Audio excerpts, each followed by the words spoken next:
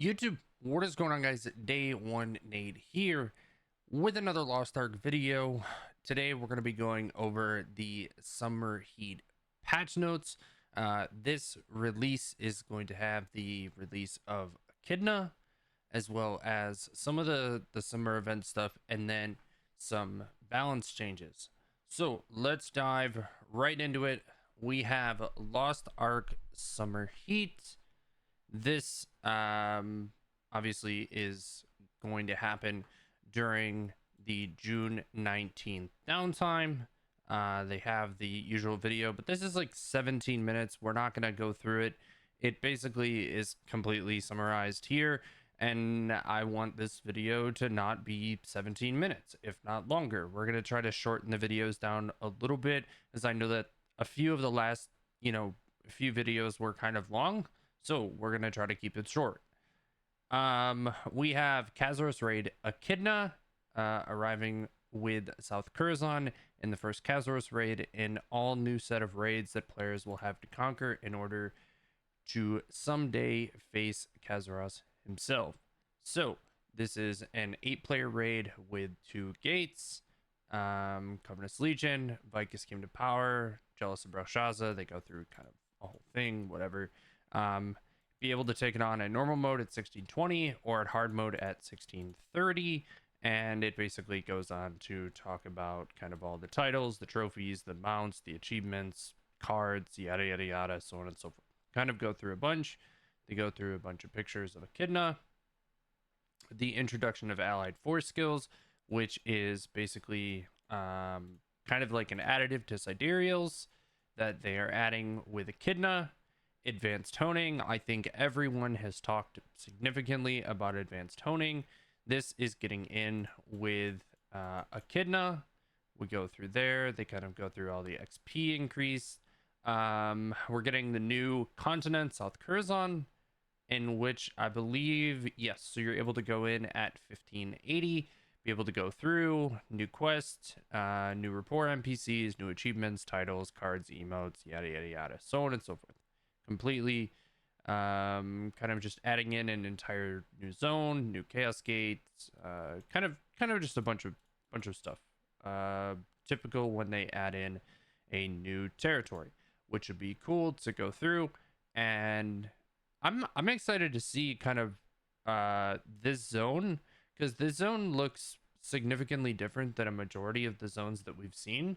So I think this should be, I think it's going to be an interesting experience. I mean, a lot of the pictures and whatnot are really awesome. So I'm excited about this and kind of getting through this. I'm hoping that before July, I can get a character to 1620 to run Echidna before Behemoth, and kind of we'll see. But as a returning player and kind of just getting into it, we haven't quite gotten there. I'm sure you guys have kind of seen where I'm at as far as my characters on stream.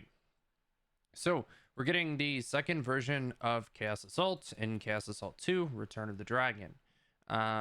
This is going to be basically the part 2. And from what I'm seeing, this will kind of just be like an additive to what we have. I don't think that we're gonna have that like chaos gate where you have to go in and it's basically like another chaos dungeon. I am not 100% sure what this is gonna be, so I guess we'll see. But they were talking maybe it's gonna be more like a guardian raid, maybe it's gonna be completely the same. I don't know, we'll see when it comes out. We're getting the store update, which we will go through. We'll watch the videos. We're getting the kimono and spring dream weapon skins. I think that of the 2 skin lines, I think that the kimono and spring dream weapon skins are significantly nicer, which is awesome. I think some of the classes in this look absolutely stunning. So we're going to kind of go through.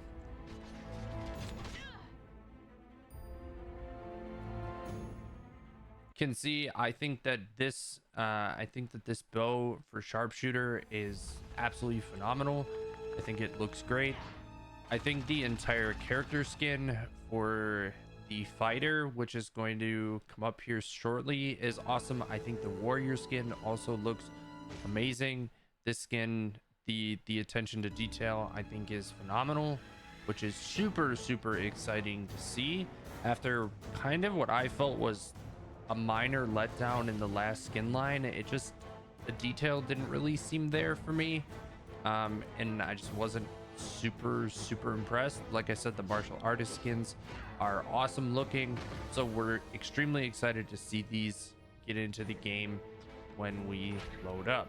I think again the umbrella, the Aeromancer, I think looks great, so very exciting. We'll go through the Shadow Relic stuff. This is what is going to be the I believe this is going to be the Ark Pass skins. Yeah, so Ark Pass skins, which will be available on June 26th. So we're not getting the Ark Pass on the day of patch.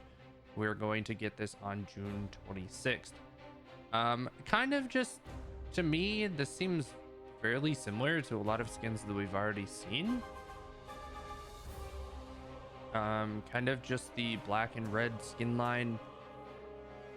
Like I said, kind of seems similar to things that we've seen. Go through. I think that the mount is kind of cool.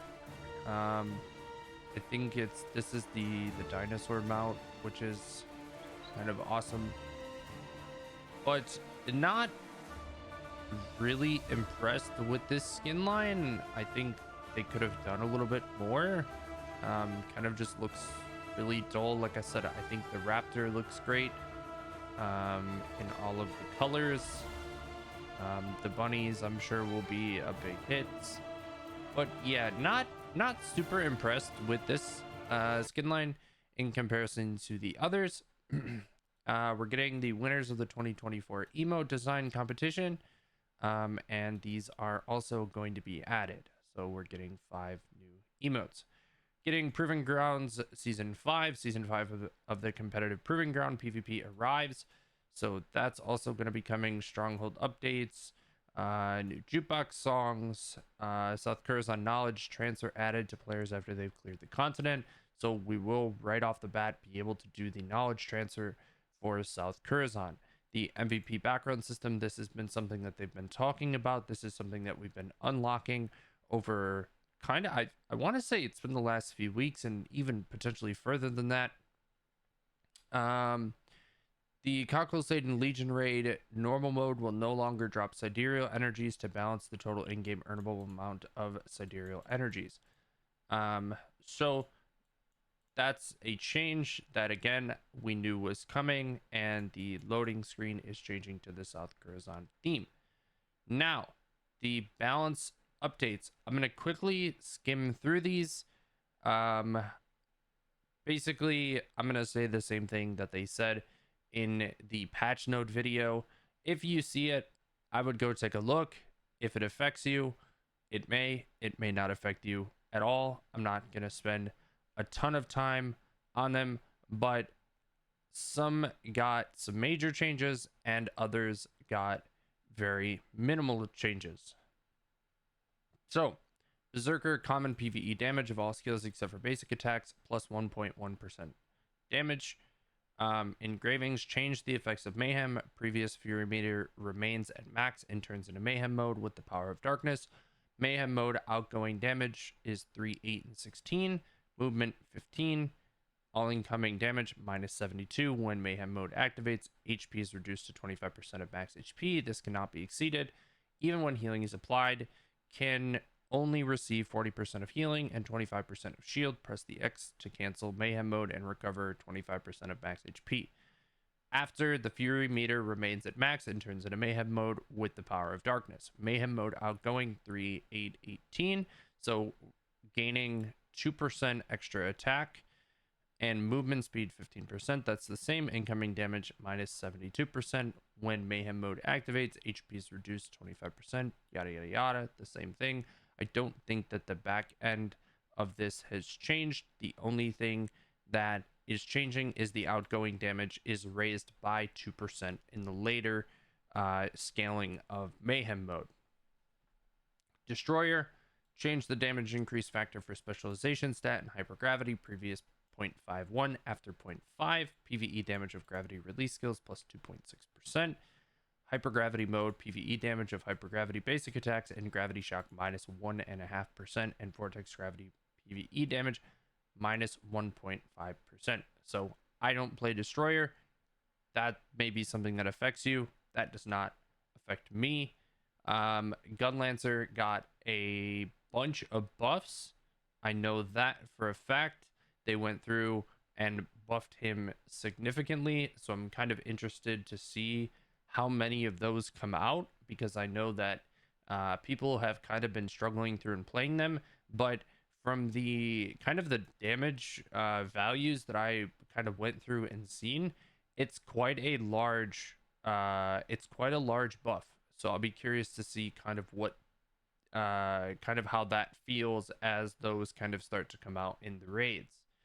Paladin also got a slew of changes that resulted in a buff. Slayer got a couple of changes: brutal impact PvE damage plus 5.8%, volcanic eruption PvE damage plus 5%, specialty bloodlust PvE damage minus 3.3%. So they changed a little bit of the damage around, and then gave Slayer a little bit of a buff. Glavier also got a little bit of a buff, but nothing too significant. Breaker, on the other hand, to me, maybe this won't feel as much as a nerf as it looks on paper, but PvE damage of Asura Destruction basic attacks minus 10.8%.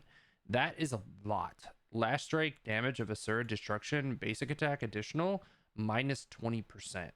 So Asura's path to me is just going to feel extremely weak. I know that it was extremely strong, but I guess we'll have to like see how this plays out. But it definitely, like, on paper, these numbers look really high.